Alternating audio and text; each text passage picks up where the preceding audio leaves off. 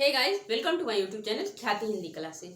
आज हम लोग इस क्लास में पढ़ेंगे विराम चिन्ह। देखिए, विराम चिन्ह जो होता है इसका बहुत महत्व है। अगर आप अपने भाव को अभिव्यक्त कर रहे हैं, लिख रहे हैं कहीं, तो वहाँ विराम चिन्ह का महत्व होता है। अगर आपने विराम चिन्हों का उचित प्रयोग नहीं किया तो आपके अर्थ का अनर्थ हो जाएगा। आपके भाव जो थे वो सही से व्यक्त नहीं हो पाएंगे। इसलिए किसी भी अपने भावों को व्यक्त करने के लिए आप अगर लिखित रूप में कर रहे हैं तो वहां पे आपको विराम चिन्हों का प्रयोग करना जरूरी होगा। अगर आप उचित प्रयोग कर पाते हैं तो आपके भाव व्यक्त हो पाते हैं, नहीं उचित प्रयोग कर पाते हैं तो भाव व्यक्त नहीं हो पाते हैं। तो इस क्लास में हम उचित चिन्हों का प्रयोग करना सीखेंगे। विराम चिन्ह होते क्या हैं, कितने प्रकार के हैं, कहाँ कहाँ प्रयोग होते हैं, सब देखेंगे। तो आइए पढ़ा जाता है विराम चिन्ह। क्या है विराम चिन्ह? ये देखिए, ये जो विराम चिन्ह है, ये विराम चिन्ह आपके इंग्लिश का पंक्चुएशन है। पंक्चुएशन जैसे वहां नियम होता है कि कहाँ फुल स्टॉप लगाना है, कहाँ कॉमा लगाना है, कहाँ इन्वर्टेड कॉमा लगाना है, कहाँ क्वेश्चन मार्क लगाना है, कहाँ एपोस्ट्रोफी मार्क लगाना है। ये जितने भी वहाँ प्रयोग होते हैं उसी तरह आप उसको हिंदी में भी प्रयोग करेंगे। तो यहाँ कैसे प्रयोग करेंगे इस वीडियो में, इसको आप जान लेंगे। और यहाँ देख लीजिए, विराम का अर्थ होता है रुकना। विराम का क्या अर्थ होता है? रुकना। देखिए, हम चलते चलते चलते चलते रहते हैं ना, तो कभी कहीं रुक जाते हैं। तो उसी को जैसे हम रुक जाते हैं तो उसी तरह एक साहित्य भी है, हिंदी व्याकरण भी है, तो उसको भी चलते चलते अपनी बातों को विराम देने के लिए कहीं तो रुकना पड़ेगा।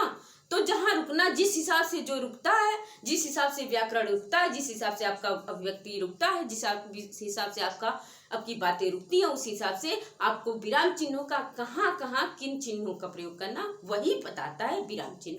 तो आइए परिभाषा देखते हैं। विराम का कहता है भाषा के भाव। यहाँ भाषा के भावों का मतलब अपने भाव को, भाषा के भाव की स्पष्टता के लिए जिन चिन्हों का प्रयोग किया जाता है, क्या प्रयोग किया जाता है, उसे विराम चिन्ह कहते हैं। उसे विराम चिन्ह कहते हैं। देखिए, यही कहता अगर आप अपने भावों को भाषा के माध्यम से लिखित रूप में प्रकट करना चाह रहे हैं, व्यक्त करना चाह रहे हैं, तो उसमें अगर स्पष्टता लानी है, शुद्धता लानी है, तो आपको विराम चिन्हों का उचित प्रयोग जानना आवश्यक है। ये परिभाषा यही कहती है। तो देखिए, ये तो रहा इसकी परिभाषा, लेकिन कौन सा विराम चिन्ह होता है, कैसे आप जानेंगे किसको कहाँ प्रयोग करना है, कहाँ नहीं प्रयोग करना है, कौन सा विराम चिन्ह किस रूप में प्रयोग होगा, कौन सा विराम चिन्ह किस रूप में प्रयोग होगा, ये तो जान लेंगे। लेकिन विराम चिन्ह होते कैसे, कौन कौन से हैं, तो उसको आइए देखा जाता है। कुछ विराम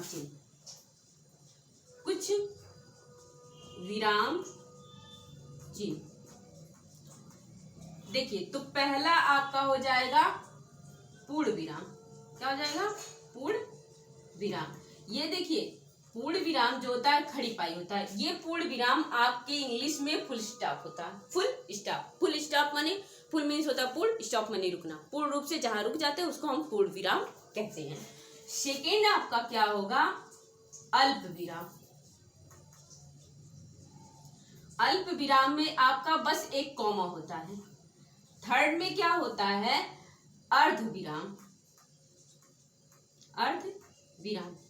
ये अर्ध विराम जो होता है, एक बूंदी के साथ एक कॉमा होता है। इसको शायद इंग्लिश में सेमी कॉमा कहते हैं।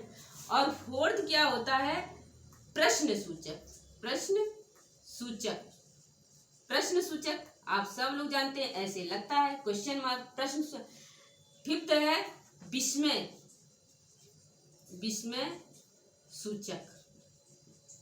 विस्मय सूचक जो होता है 1 पाई, ये एपोस्ट्रोफी मार्क। 6 जो होता है, ये छठवां जो होगा, ये होता है निर्देशक चिन्ह। निर्देश चिन्ह, निर्देश चिन्ह ये जो होता है, ये देखिए निर्देश चिन्ह ये है। अभी इसी के तरह आपको एक चिन्ह और मिलेगा, उसको हम योजक चिन्ह कहते हैं, जो दो शब्दों को जोड़ता है, तो उसको हम योजक चिन्ह कहेंगे। अब यहाँ आइए, यहाँ ये हो गया निर्देश चिन्ह, आप लोगों ने जान लिया, ऐसे डैश खींच देंगे वो निर्देश। एक आता है विवरण चिन्ह। विवरण चिन्ह जैसे कुछ लिखना होता है, मान लीजिए प्रश्न लिखे, तो आप लोग ये वाला तो करते होंगे ना, ऐसे ऐसे करके विवरण, मान इसके आगे हमको ये लिखना है, ये क्या हो जाता है, विवरण चिन्ह हो जाता है। विवरण चिन्ह, विवरण चिन्ह ये होता है। अब एक आता है योजक चिन्ह। योजक चिन्ह होता तो निर्देश चिन्ह की तरह है, लेकिन ये छोटा होता है। ये निर्देश चिन्ह होता है कि आगे बहुत सारा लिखना है, योजक चिन्ह होता है दो शब्दों को जोड़ने पे, दो शब्दों के बीच में होता है योजक चिन्ह। ये समझ लीजिए योजक चिन्ह। एक होता है उद्धरण चिन्ह। उद्धरण चिन्ह, देखिए उद्धरण चिन्ह में दो प्रकार के होते हैं, एक इकहरा होगा, एक दोहरा होगा। इकहरा उद्धरण चिन्ह, अभी आप लोग समझ गए, इकहरा मीन्स ये वाला जो यहाँ ऐसे बना हुआ मिलेगा, और दोहरा जो उद्धरण चिन्ह होगा वो डबल, उसको कहते हैं, देखिए इसको सिंगल इन्वर्टेड कामा कहते हैं और इसको डबल इन्वर्टेड कामा, ठीक है। ये हो गया दोहरा उद्धरण चिन्ह। अब एक आता है लाघव चिन्ह। लाघव चिन्ह, लाघव मीन्स होता है छोटा। किसी शब्द को छोटा करने के लिए हम लोग क्या करते हैं, उसके बगल में एक गोला लगा देते हैं, ये इसको कहते हैं। जैसे पंडित लिखना हो तो हम ऐसे लिख के पंडित लिखते हैं, डॉक्टर लिखना हो तो ऐसे लिख के ऐसे लिखते हैं, तो यही है लाघव चिन्ह, ठीक है। उसके बाद से लाघव चिन्ह के बाद से आता है, एक आता है हंस पद। हंस पद, हंस पद ये होता है, एक होता है हंस पद। इसको, ये जो होता है, ये आपको क्या करते हैं, जब गलती से कोई शब्दों को आपने भूल गया, आप एक वाक्य लिख रहे हैं, उसमें कोई शब्द आपसे गलती से भूल गया है, तो उस गलती को सुधारने के लिए आप लोग क्या करते हैं, ऐसे एक मार्क नीचे लगाएंगे, अपने शब्दों को यहाँ लिख देंगे, तो वही ये शब्द, वही ये बताता है। इस चिन्ह को ऐसे करके ऐसे लगाया जाता है, ये चिन्ह होता है। ये कुछ विराम चिन्ह है जो आपको बताते हैं कि मुझे कहाँ आप लगाएंगे तो आपके भावों की अभिव्यक्ति शुद्ध रूप से मैं करूँगा, ये चिन्ह होते हैं। पूर्ण विराम जहाँ होता है वहाँ आप क्या करेंगे, इसके बाद से, जैसे पूर्ण विराम है तो इसके बाद उस वाक्य से रिलेटेड आपको अब कुछ नहीं लिखना है, वहाँ पूर्ण विराम हो जाएगा। अल्प विराम जहाँ होता है, एक जैसे दो चिन्ह, जैसे वह सेब केला अनार, तो कॉमा कॉमा कॉमा, वह लाल पीला हरा, तो वहाँ जो कॉमा कॉमा लगाते हैं वही आपका कहता है। एक जैसे तीन चार समानों के लिए जब आप तीन चार समानों को एक ही वाक्य में जब प्रयोग करने लगते हैं तो आप अल्प विराम लगाते हैं।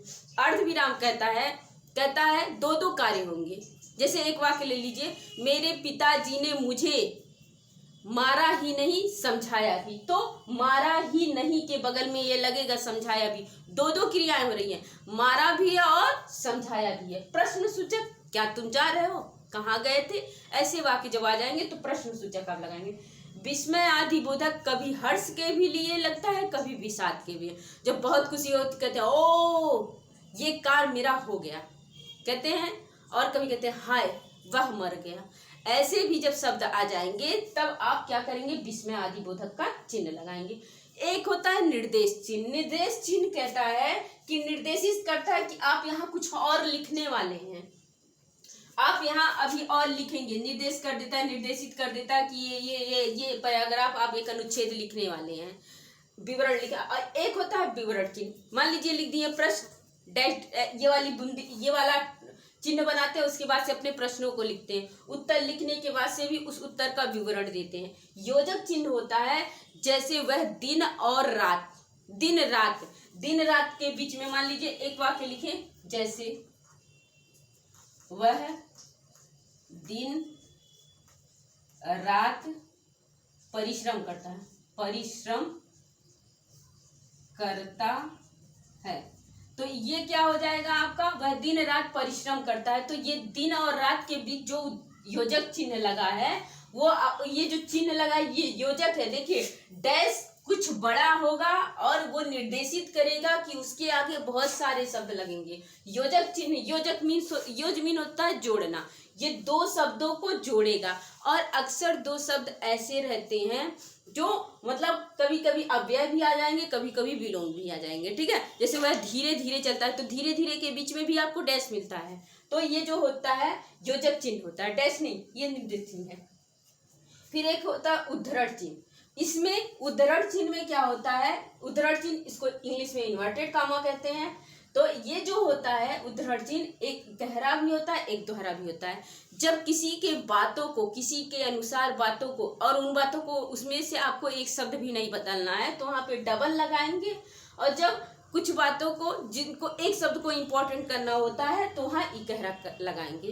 किसी के बातों को कहने के लिए हम इकहरा और दोहरा इन्वर्टेड कामा लगाते हैं। जैसे उसने कहा, तो आप क्या करेंगे, सिंगल इन्वर्टेड कामा यहाँ लगाएंगे, उसने कहा, single inverted comma, double inverted comma में लिखेंगे कि मैं घर नहीं जाऊंगा। ये होता है, ये इकहरा और दोहरा इन्वर्टेड कामा। लाघव चिन्ह क्या होता है, लाघव चिन्ह का मतलब होता है किसी शब्द को संक्षिप्त करने के लिए जो चिन्ह प्रयोग किया जाता है उसे लाघव चिन्ह कहते हैं। जैसे डॉक्टर हुआ, पंडित जी हुआ, और कुछ लिखना हो जिनको आप शॉर्ट फॉर्म में लिखना हो। जैसे जो होते नहीं, ये छोटे सेंटेंस बनाना। जैसे एक शब्द आता है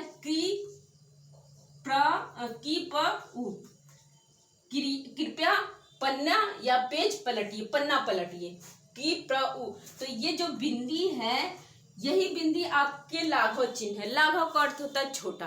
तो जिन शब्दों को छोटा करने के लिए किसी चिन्ह का प्रयोग किया जाता है उसे लाघव चिन्ह कहते हैं। एक है हंस पद। हंस पद का अर्थ होता है जहां आप किसी पद को गलती से हास कर दियो, किसी पूरे वाक्य में कोई पद आपसे गलती से छूट गया हो और याद आने पर उस पद को फिर आप लिखना चाहते हैं और आपके उस बीच में जगह नहीं है, तो उसको ये वाले चिन्ह से आप नीचे खींचेंगे और अपने बातों को ऊपर वाली पंक्तियों में लिख के जब स्पष्ट करते हैं तो वो हंस पद कहलाता है, ठीक है। तो ये रहा विराम चिन्ह की परिभाषा, और ये रहे कुछ विराम चिन्ह जो जिनका आप उचित प्रयोग करेंगे तो आपके भाव क्या हो जाएंगे, स्पष्ट हो जाएंगे।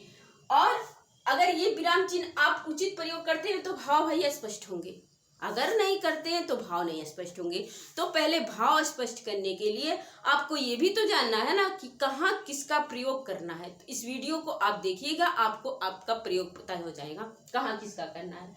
और इसको अगर विस्तार से पढ़ना हो तो एक वीडियो आप कमेंट करिएगा, एक वीडियो और बना देंगे तो आपको विस्तार से बता देंगे कि पूर्ण विराम का कहाँ किस रूप में प्रयोग करना है। अभी तो हमने शॉर्टकट में बता दिया, आप लोग तो समझ गए होंगे, इतना तो बता ही दिया इस वीडियो में कि आप लोग समझ गए होंगे किन चिन्हों का कहाँ प्रयोग कर दिया जाता है, ठीक है। तो अगर इसकी विस्तृत जानकारी और एक एक डिफाइन करना चाहते हैं, इन चिन्हों को अलग अलग से जानना चाहते हैं तो आप कमेंट करिएगा, फिर एक वीडियो बन जाएगी।